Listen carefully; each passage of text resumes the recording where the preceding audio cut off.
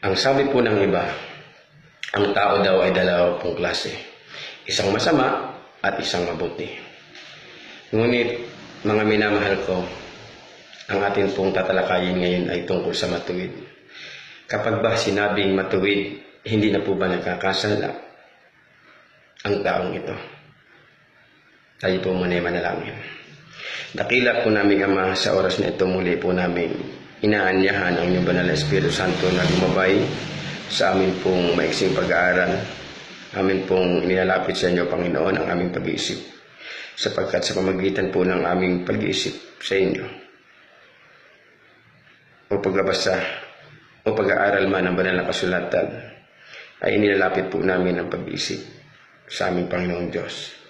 Patnubayan kami ng inyong banal na Espiritu Santo sa gagawin po namin pag-aaral. Maraming salamat, Panginoon. Ito po ang aming samot dalangin sa pangalan ng aming Panginoong Jesus. Amen. Okay, buksan po natin sa Ecclesiastes 7 verse 20. Dito po ay malalaman natin sa talatang ito kung ang matuwid ay hindi po baga nagkakasala. Ezekiel 7 verse 20, tunay na walang matuwid sa lupa na gumagawa ng mabuti at hindi nagkakasala. Ang isang taong matuwid, gumagawa ng mabuti, ang sabi ay nagkakasala pa rin. Sa paningin ng tao, maaaring hindi, sapagkat maaaring nakukubli ang mga bagay-bagay. Ngunit sa paningin ng ating Panginoon, na nakababasa ng puso at pag-isip, maaaring siya po ay matuwid, ngunit dumadako rin po siya sa pagkakasala. Ngunit mga kapatid ko, doon po sa mga kumilala sa ating Panginoong Jesus, bilang Diyos at tagapagligtas, huwag po tayong malulungkot, mga minamahal kong kapatid at mga kaibigan, sapagkat kung ang matuwid na ito na nagsisikap na sumunod sa mga patuntunan at kalooban, kautusan ng ating Panginoon, siya po pagkaminsay nagkakasala pa rin. Huwag po tayong malungkot. Ngumiti ka, kapatid. Huwag kang malungkot. Bakit? Simple. Mayroon po tayong napakagandang balita na ibinibigay sa atin ng ating Panginoon. Basahin po natin sa 1 Juan 2. 1 John chapter 2, verse 1 and 2. Ganito po ang sabi. Mga munti kong mga anak, ang mga bagay na ito ay isinulat ko sa inyo, upang kayo'y huwag magkasala. Ngunit, ang sinuman ay magkasala, tayo ay may tagapamagitan o tagapagtanggol sa harap ng Ama, si Jesucristo, na siyang matuwid. Okay? Ang ating po mga minamahal kong kagalakan, bagamat tayo ay nagsisikap na sumusunod sa kautusan ng ating Panginoong Diyos, at tayo po ay dumako sa tinatawag na pagkakasala pa rin, huwag tayong malungkot, sapagkat ang ating Panginoong Jesus na siyang matuwid ay handa po tayong ipagtanggol.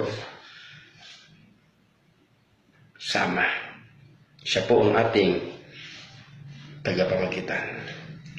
Siya ang kabayaran po para sa ating mga kasalanan, mga minamahal kong kapatid. Hindi lamang sa aking kasalanan, hindi lamang sa inyong kasalanan, kundi ang kasalanan ng buong sanlibutan. Diyan po ang ating Panginoong Hesus ang naging kabayaran nito.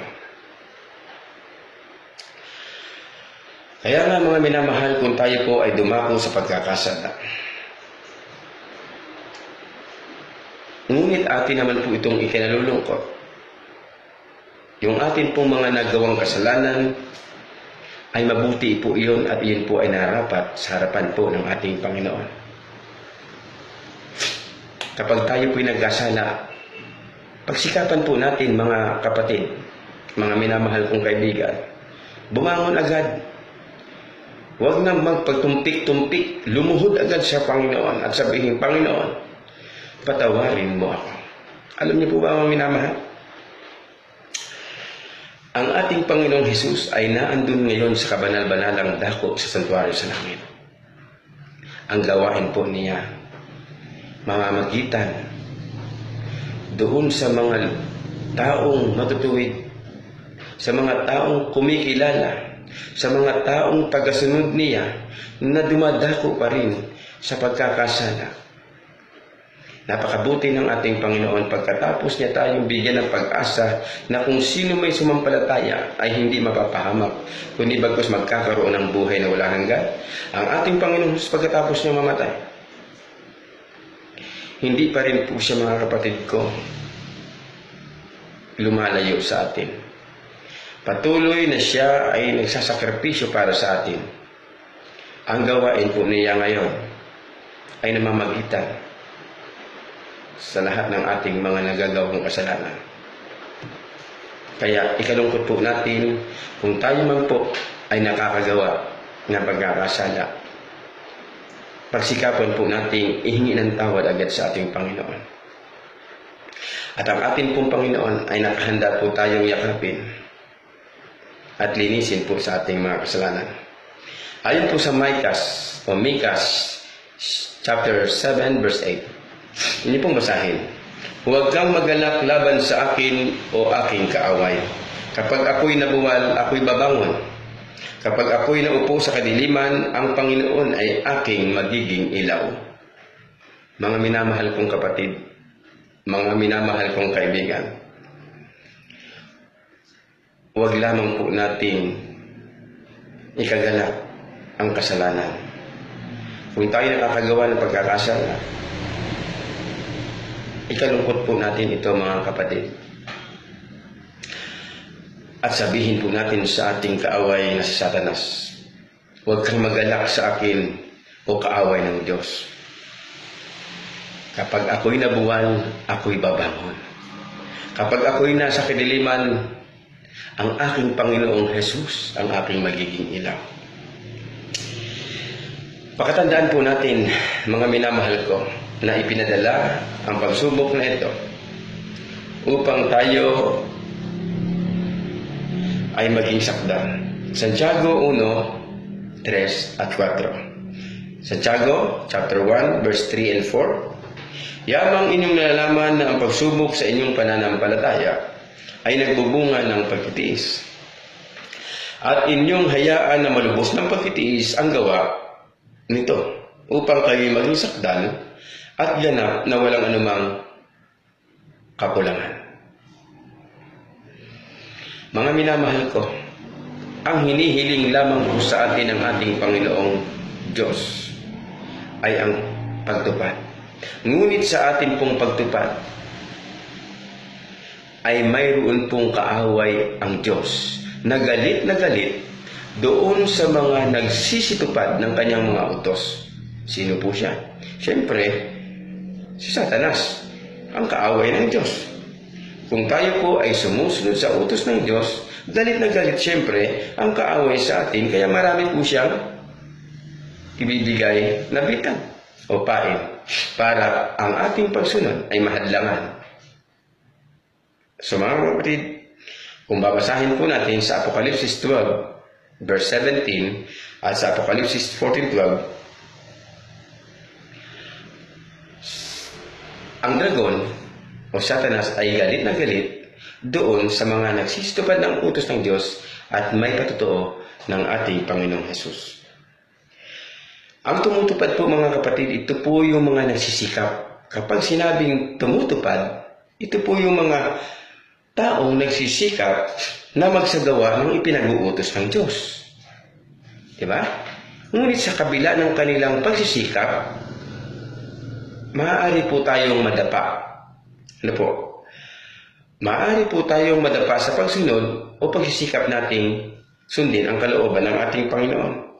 Ngunit, hindi naman po natin sinasadyang magkasala. O hindi po natin sinasadyang humiwalay po tayo sa ating Panginoong Diyos. Kaya, ang tanging paraan po doon, na alaman natin na tayo nagkasala, gamitin po natin yung ating tuhod, at lumuhod po tayo at humingi ng kapatawaran, at hingin po natin na tayo ay samahan ng banal na Espiritu. Tayo po'y patuloy na managumpay sapagkat malalaman po natin na kapag kasama natin si Kristo sa ating buhay, kapag dumating ang pagsubok, na tayo po ay nagtagumpay. Pag dumating ang tukso at nalampasan ang tukso, sa makatuwid, kasama po natin si Kristo. Ang kaaway, simple lang po ang paraan dyan. Pray, pray, and pray. Mabisang sandata po natin ay lagi po nating ilapit ang ating pag-iisip sa Diyos. Ang bawat nalalaman nating pagkakamali ay hingi po natin ng kapatawaran, kaya nanatili po tayong malinis sa ating kabuhayan. At ano pa, inaari po tayong sakdal ng ating Panginoon. Mga minamahal kong kapatid, pagkatapos nating tanggapin ang ating Panginoong Hesus, pagsikapan na po natin na tayo po ay magsikap na sundin siya.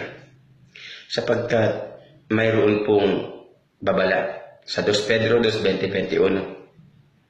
Ang sabi po doon, nakaiwas na sa kasamaan ng daigdig ang mga taong kumilala sa Panginoon at tagapagligtas na si Jesus. Ngunit, kung muli silang malubiluhan o tuluyang malupig nito, ang magiging kalagayan nila ay mas masahol pa sa dati, mabuti pang hindi nila nakilala ang daang matuwid.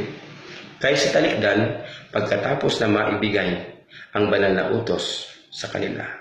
Delikado po pala mga kapatid ko, na pagkatapos po nating tanggapin at makilala ang ating Panginoong Hesus,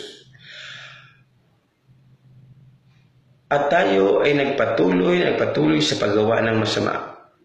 At halos hindi na tayo lumalapit sa Panginoon upang tayo magsisi. Sapagkat nahihiya na tayo magsisi, sapagkat mayroon pa tayong layunin, balikan ang kasalanan. Ngunit kung wala nang tayong planong balikan pa ang mga kasalanang nagagawa, magsisi po tayo. Huwag po tayong mahihiya, sapagkat ang Diyos ay Diyos ng pag-ibig, at siya po ay mapagpatawad ngayon. Darating po ang oras, siyempre, tapos na ang kanyang gawain doon sa santuario sa langit bilang tagapamagitan. Bababa siya upang hatulan ang sanlibutan. Ang mga taong nagtiis, nagtagumpay, ang sabi ay dadalhin niya sa kanyang kahiang inihanda doon sa langit. At sa mga taong hindi dumako sa pagsisisi at nagpatuloy sa paggawa ng kasamaan, ng malagutan, muli silang babalikan ng ating Panginoon upang buhayin at pagkatapos ay susunugin sa apoy at sila magiging alabok na lamang ng lupa at sila hindi na mabubuhay kailanman. Ngunit doon sa nagtagumpay, mga minamahal kong kapatid, bagamat sila'y may mga kapansanan man ngayon, bagamat sila'y hirap na hirap sa buhay ngayon, pagkatapos nilang mamatay, sila po ay muling bubuhayin ng ating Panginoon. Naalala niyo ba sa 2 Thessalonica 4 talatang 16-17? Ano po ang sinasabi doon? Sapagkat ang Panginoon din naman ang bababang mula sa langit, na may isang sigaw, may tinig ng arkanghel at may pakakak ng Diyos. At ang nangamatay kay Kristo ay unang bubuhayin muna. Kung magkagayon, tayong nabubuhay na nagtitira ay aagawin kasama nila sa mga alapaap upang salubungin ang Panginoon sa hangin. At tayo sa Panginoon kailanman. Mga minamahal, paghandaan po natin ang pagdating ng ating Panginoon. hanggang alapaap lang siya. Hindi na po ibababa ang kanyang mga paa sa lupa sa kanya pong ikalawang pagdating. Atin pong pakakatandaan niyan upang hindi po tayo madaya. Ang tanging paraan upang makita po natin ang ating Panginoon sa kanyang ikalawang pagdating at makasama tayo sa kanyang pagliligtas na gagawin at manirahan doon sa langit na bayan nang wala ng kasiraan at may buhay na walang hanggan. Pagsikapan po natin mga kapatid na lumakad po tayo sa nais ng Panginoon para sa atin. Sundin po natin ang kanyang kalooban. Ingatan po natin ang kanyang kautusan. Kilalanin po natin siya bilang ating Panginoon. Ang sabi ng ating Panginoong Jesus, John 14:15, "If you love me, keep my commandments." Gusto pong basahin sa inyo mga kapatid.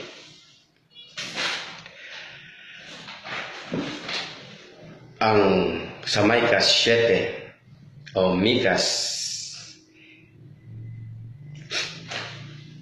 7:8 muli kong inuulit, "Huwag kang magalak sa akin, huwag kang magalak laban sa akin o aking kaaway. Kapag ako'y nabuwal, ako'y babangon. Kapag ako'y naupo sa kadiliman, ang Panginoon ay aking magiging ilaw." At kung mayroon po kayong mga banal na kasulatan, mga minamahal kong kapatid, isang pag-asa sa ating lahat.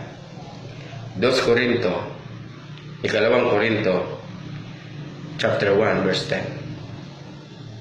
Lagi pong nandyan ang Panginoon para sa atin. Walang sawang pagmamahal ang binibigay niya sa atin. Kaya hanggang may panahon pa mga minamahal kong kapatid, tulungan po natin ang ating mga sarili na mas lalo pang maging malapit sa ating Panginoon. Pagpalain po tayo ng ating Panginoon sa hapong ito.